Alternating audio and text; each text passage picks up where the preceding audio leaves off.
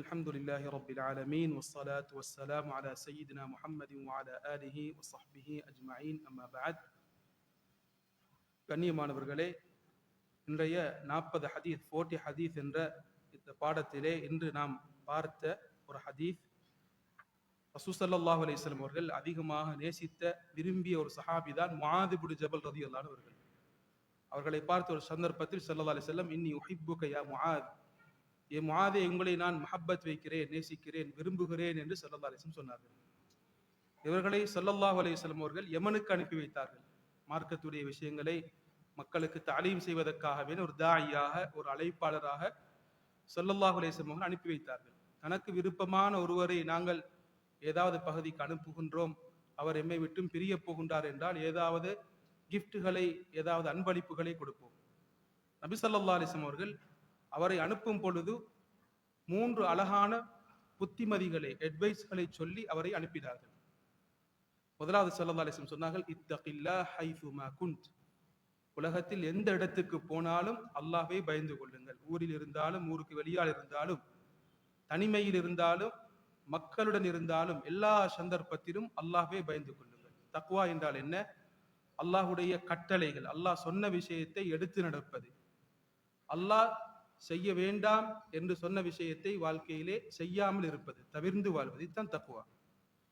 இந்த தக்வாவை வாழ்க்கையிலே கடைபிடித்துக் கொள்ளுங்கள் என்று ஸல்லல்லாஹு அலைஹி வஸல்லம் சொல்லிவிட்டு தக்வாவுடைய 2 பார்ட்ஸ்களை ஸல்லல்லாஹு அலைஹி வஸல்லம் 2 பகுதிகளை சொன்னார்கள்.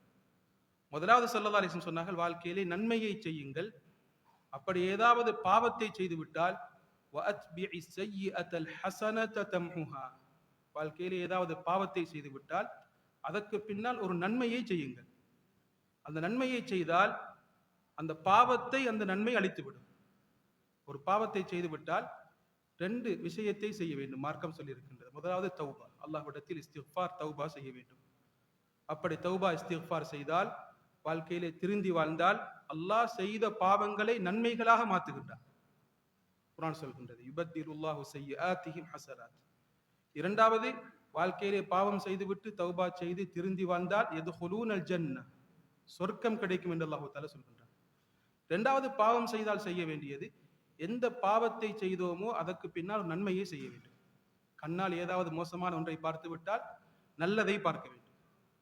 வாயால் ஏதாவது மற்றவர்களை பற்றி புறம் பேசிவிட்டோம், பெக்பைட்டிங் செய்து விட்டோம், அல்லது மோசமாக பேசிவிட்டோம் என்றால் குர்ஆனை ஓத வேண்டும், மார்க்கம் சொல்லக்கூடிய வழிகாட்டல்.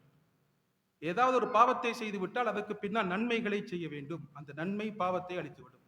இது ஒவ்வொரு வருஷமும் அல்லாஹு தஆலா நோன்பை தருகின்றான். நோன்பு யார் ரமதான் மாதத்திலே படிப்பார்களோ முந்திய பாவங்கள் மன்னிக்கப்படும்.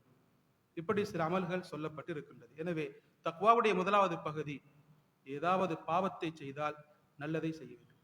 அடுத்ததாக ஸல்லல்லாஹு அலைஹி வஸல்லம் சொல்கின்றார்கள், வஹாலிகின் நாஸ பிகுலுகின் ஹஸன், மக்களுடன் நல்ல முறையிலே, நல்ல பண்புடன், அஹ்லாக்குடன் நடந்து கொள்ளுங்கள் என்று ஸல்லல்லாஹு அலைஹி வஸல்லம் சொன்னார்கள். நாளை மறுமை நாளையிலே ஸல்லல்லாஹு அலைஹி வஸல்லம் அவர்களுக்கு பக்கத்தில் இருப்பவர்கள் யார்? அஹாசினுக்கும் அஹ்லாகா, உங்களின் நல்ல பண்புள்ளவர்கள் என்று ஸல்லல்லாஹு அலைஹி வஸல்லம் சொன்னார்கள். நல்ல பண்புகளை நாம் சம்பாதித்துக் கொள்ள வேண்டும். நம்மிடத்தில் இல்லாவிட்டாலும் அதை தேடி தேடி பார்த்து பார்த்து படிக்க வேண்டும்.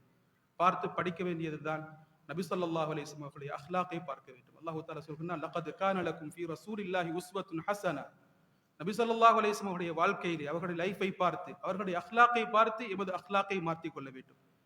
இதே போன்று கண்ணியமானவர்களே, நல்ல ஃப்ரெண்ட்ஸ்மார்களை உருவாக்கி அவர்களிடத்தில் இருக்கக்கூடிய நல்ல பண்புகளை நாம் கேட்ச் பண்ணி அதை எடுத்து நாம் நல்ல பண்புகளை சம்பாதித்துக் கொள்ள வேண்டும். எப்படி படிக்கின்றோமோ, நல்ல விஷயத்தை நாம் தேடி படித்துக் கொள்கின்றோமோ, இதே போன்று நல்ல அஹ்லாக்குகளை பார்த்து எமது அஹ்லாக்கை மாற்றிக்கொள்ள வேண்டும் என்று மார்க்கம் சொல்லி இருக்கின்றது. எனவே அஹ்லாக் என்பது மார்க்கம் சொல்லக்கூடிய முக்கியமான பகுதி, தக்வாவுடைய முக்கியமான ஒரு பாட்டாக இருக்கின்றது.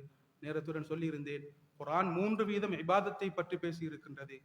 3 வீதம் இபாதத்தை பற்றி பேசி இருக்கின்றது. 25 வீதத்துக்கும் அதிகமாக குர்ஆன் அஹ்லாக்கை பற்றி பேசி இருக்கின்றது. அஹ்லாக் என்பது ஒரு மனிதனுடைய சொர்க்கத்தையும் நரகத்தையும் முடிவு செய்யக்கூடிய பகுதியாக இருக்கின்றது.